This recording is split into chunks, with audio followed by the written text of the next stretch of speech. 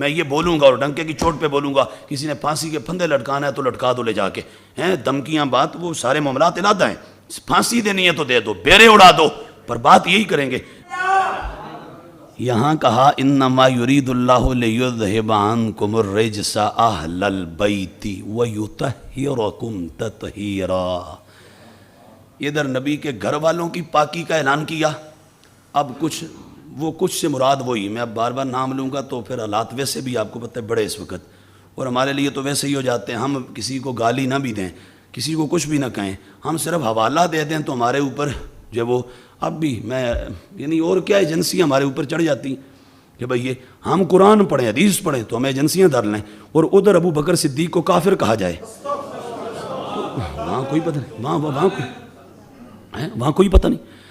میں جب بولا ہوں یعنی اب میں اس سے پہلے بھی جب بولا ہوں تو ہمارے ساتھ ایسے ہی کرتے ہیں، پر میں یہ عرض کر دوں واضح لفظوں میں کہہ رہا ہوں، جب تک میرے دم میں دم ہے، میرے دل میں یا میرے دماغ میں رتی برابر کسی کا نہ کوئی ڈر ہے، نہ خوف ہے، نہ کوئی گھبراہٹ ہے، بالکل پوری طرح چھاتی کھول کے سینہ تان کے کھڑے ہیں اور کھڑے رہیں گے مرتے دم تک۔ پولیس والا اور سی آئی ڈی میرے جیسا بنتا ہے، آئی ایس آئی میرے جیسا بنتا ہے، سمجھ آئی؟ تم سارے ہو اس سرکار کے ملازم، نوکر، تم اس سرکار کے نوکر ہو، اس گورنمنٹ کے، اور میں مدینے والی سرکار کا نوکر ہوں۔ اس لیے مجھے اس چیز کی ملک کا احترام ہے، یہ ملک ہمارے بڑوں نے بنایا ہے، اس ملک کی بنیادوں میں خون امام محمد رضا کے نوکروں کا گرا ہوا ہے، سمجھ آئیے؟ تاریخ ہم جانتے ہیں، ساری پتہ ہے الحمدللہ تعالی، ہمارا ملک ہے، ہمارا دیش ہے، ہمارا وطن ہے، ہم اس ملک سے عشق کرتے ہیں، عشق، ہمیں محبت ہے اس دھرتی سے، ہمیں پیار ہے، ہم جیئیں گے بھی ادھر مریں گے بھی ادھر، بات سمجھ آئیے؟ ہم بھاگنے والے نہیں، ہم ٹکٹ کٹا کے دوڑنے والے نہیں، ہم ادھر کے ہیں۔ ہاں، اور اس ملک کے اداروں کا بھی احترام ہے، پاک فوج کے لیے جتنی دعائیں میں کرتا ہوں بتاؤ کوئی کرتا ہے اتنی؟ جتنا میں پاک فوج کا حوالہ دیتا ہوں، نام لیتا ہوں، کوئی لیتا ہے یا پورے علاقے میں بولو؟ لیکن اس کا یہ مطلب نہیں کہ میں ملک کا دفاع تو کروں، میں یہاں کے اداروں کا دفاع تو کروں، اس ریاست کا دفاع تو کروں، اس جیسی میری بات سن لو اور پھر ایمان ہے اندر تو پھر بولنا، اس ریاست جیسی، اس ریاست جیسی، اس دھرتی جیسی ایک نہیں، ایک قرآن دھرتی ہوں، پاکستان جیسے ایک عرب ملک ہوں، ایک خراب ہوں، میں ان سب کو اس جگہ پہ قربان کر دوں جہاں میرے مصطفیٰ نے پیشاب فرمایا تھا۔ بات سمجھ آئی؟ تم عجیب بات کرتے ہو، پاکستان اہم، پر اربوں خربوں پاکستان، میں اہل بیت کی صحابہ کی بات نہیں کر رہا، وہ اونچے ہیں، سمجھ آئی؟ میرے مصطفیٰ بھی اونچے، میں آگے اور اب آگے آ رہا ہوں، یہ خربوں دھرتیاں ہوں، میں تو آج کے کسی نبی کے سید زادے، مصطفیٰ کے شہزادے، آج کے کسی سچے سنی سید کے خون کے قطرے کے برابر اس کو نہیں سمجھتا، ان کی عزت زیادہ ہے کہ وہ خون میرے مصطفیٰ کا خون ہے، اس سید کی رگوں میں خون میرے مصطفیٰ کا خون ہے، شرط یہ ہے کہ سید سنی عقیدے والا ہو۔ کون سے عقیدے والا ہو؟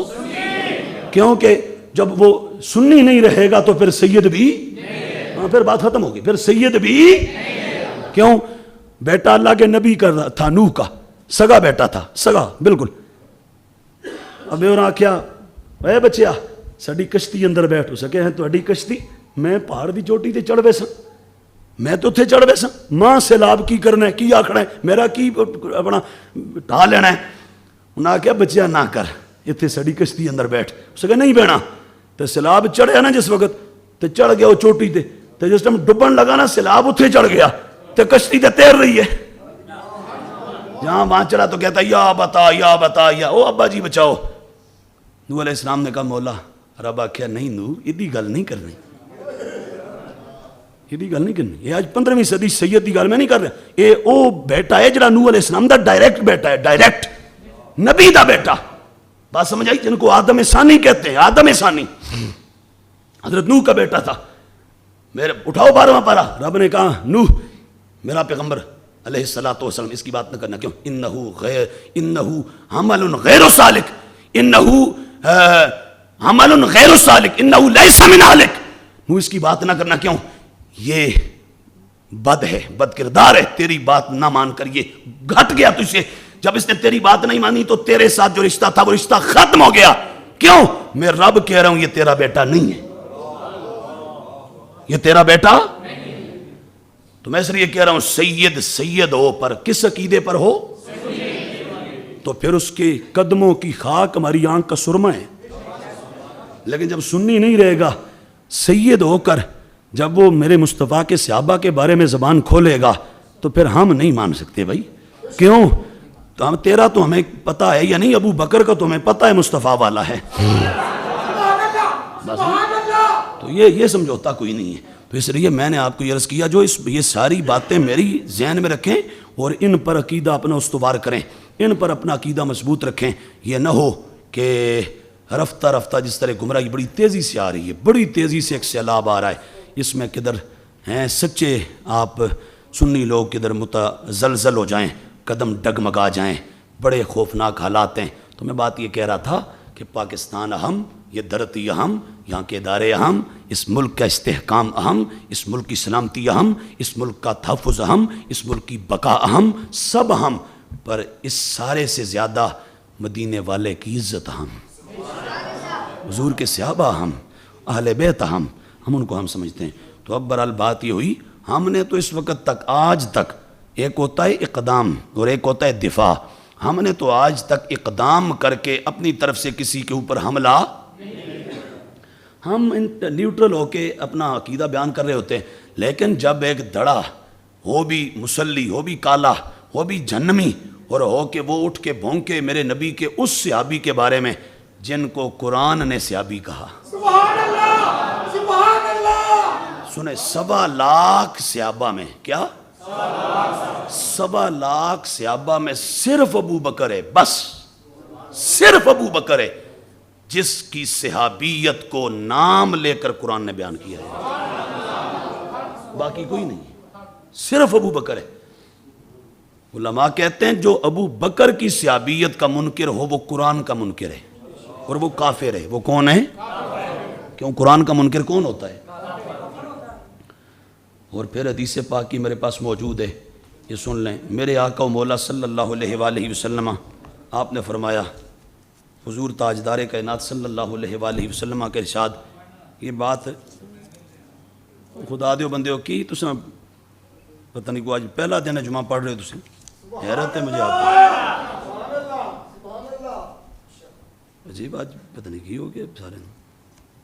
یہ حدیث پاک سنو، میں نے کئی بار کہا مولا علی فرماتے ہیں جب ایک استاد تمہیں دین پڑھا رہا ہے نا، زبان تو گونگی کر لو اس وقت، چپ کر کے اس کو سنو۔ فرمایا اس کے پڑھاتے ہوئے اشارہ بھی نہیں کرنا، کیوں؟ ہو سکتا ہے تم اشارہ کرو، تمہارے اشارے کی وجہ سے کسی ایک بندے کو مسئلہ غلط سمجھ آ جائے، اس کی توجہ ادھر سے ہٹ جائے، وہ کہہ رہا تھا حلال اس نے سمجھ لیا حرام، یا وہ کہہ رہا تھا حرام اس نے سمجھ لیا حلال، تو حلال کو حرام سمجھنا پتہ ہے کتنا بڑا مسئلہ ہے۔ فرمایا اس بندے کی گمراہی ساری عمر وہ توق تمہارے گلے میں ڈالا جائے گا کل قیامت کو۔ اشارہ بھی نہ کرنا، انگلی بھی نہ اٹھانا اس وقت، کیوں؟ فرمایا یہ نہ ہو کہ دین کا مسئلہ جو درست ہو رہا تھا وہ غلط ہو جائے۔ سمجھ آئی یا نہیں آئی؟ بولو۔